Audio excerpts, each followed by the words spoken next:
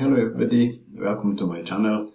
Today I want to say a few words about yet another mountain in the Italian Alps that I climbed several years ago, and I visited the area for some other climbs, so I know the area which I'm talking now about very well. So this is about Jof di Montasio or Montaz, which is the name that Slovenians use for this mountain. It is close to the Slovenian border, but it is completely in Italy. This whole area is also close to Austria, so just to know where it is. I have an interactive map here, so to show you where this is. And so here is Tarvisio, and this is the mountain.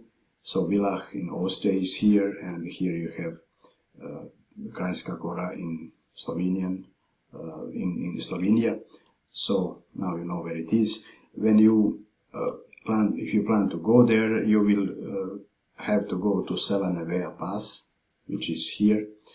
I have been there 3 times, I think, at least, maybe 4 in the past. So when you are at Selenevea Pass, there is a sign, you will see it easily. There is a road that goes here to a plateau which is at 1500 meters, and you will see the pictures below how this looks. So this is a large plateau where you park the car, and then if you don't know the area, it's best to continue in the direction of Refugio di Brazza, which is visible from the car parking, and then from Refugio you will see the route that goes to the Jof di Montasio summit.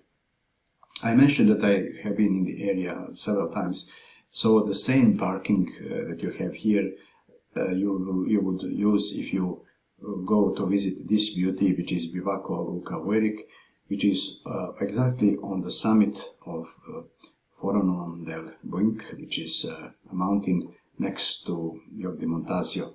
A beautiful area, just to know that if you are there, that you might want to visit this place as well. And I was there also when I was climbing Ferrata Anita Goitan, which is on Jof Ward, which is yet another mountain in the area. And as you see, this is really a beautiful rocky environment where you have this spectacular Ferrata Anita Goitan. So back to Jof di Montasio, I will show you the picture actually when you park the car. This is what you will see. There is obvious direction towards the Refugio, which is here, and then from Refugio you follow the route, which is clearly visible in the direction of the summit, and you have this wall behind. The mentioned Luka Vueric bivak is again in this direction, so you go to the refuge, to the mountain hut, and then continue in this direction to the summit. Now a few more pictures from the lower part of the route. So this is view from below, and this is now when you are at the hut, you follow this route toward this pass and then switch to the rock.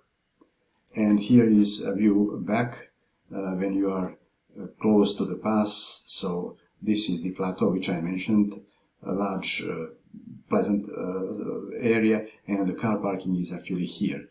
The massive behind is Canin, which I climbed also several years after that.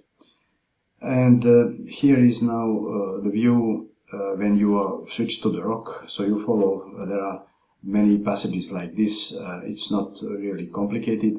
There are several places, as I remember, with fixed cables, but you don't need really any Ferrata equipment for this.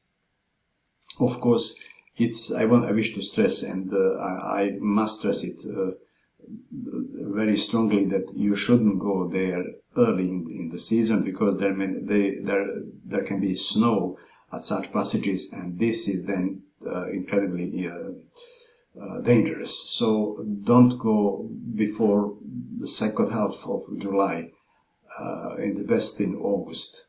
Otherwise, this can ruin all your plans, and you can even get in danger. So when you are there, you will come to a place which it's called couloir, where you go it is most of the time still walk up, but there are places where you have to use your hands. So this is in the couloir, which is a bit cold and unpleasant, because as you see the sun was up and it was pleasant before you get here. It's totally different atmosphere here, and it's much steeper in reality, just to know, and you have a huge drop here. The valley is far below. A few more pictures from this area. You will see many goats when you are there. As you see, there is snow here, and if you have to pass it, then you can be in danger. And there are many goats. I have never seen a mountain with more goats, and here is one of them, and this is not a zoomed image. It was the goat was exactly in front of me. Later there was one even on the summit. Before you switch to the couloir, which I mentioned, it's good to continue for another 50 meters and to get to this Suringar bivouac, which is on a spectacular location. The bivouac is very basic and old, but the views are simply incredible. I have seen plans for a new bivouac which they plan to place there, and if they do this, I don't know if it is done already, but if they do this, it will be a really incredible place to visit. When you are out of the couloir, you will see the summit like this in front of you. So, and from here you just follow this easy ridge, and then you get to the summit. I have a few pictures from the summit. I think, well, this is me on the summit, but there should be more. I don't know if we have included them. Yes, this is the goat which was exactly on the summit, believe it or not. And you see how it is around. And when you get to the summit, you can of course go back the same way, but people usually make it a round tour, and so it's best to descend following this beautiful ridge. And when you are there, there is something which is called Pipan ladder, which is installed somewhere here in this area. So you can then descend. This is a part of it. It is 60 meters long, if I remember correctly, and I think it was installed 1 century ago or something like that. When I was on the ladder, there was somebody walking parallel to it, so there is a path really. The person was using camera to record his son who was descending. This is at the beginning of the ladder. There are a few fixed cables, and then from here you switch to the ladder. But again, you don't have to use it if you don't want.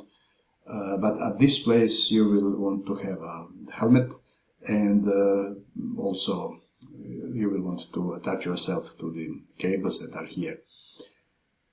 A helmet because when there are people above, there may be falling rocks. So I don't think I have anything else to mention here, just to stress again that you don't really need any special equipment, but you can use helmet and harness and wire rope to attach yourself to the cables when you are on the ladder. Regarding food and water, you have seen there is a hut when you are there. So you can have meal, but you can carry, of course, water.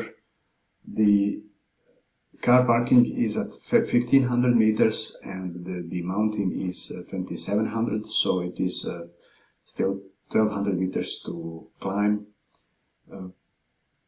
I guess it's doable for anybody in a normal physical condition. There is a little bit of scramble in the couloir, but in principle you don't need anything special.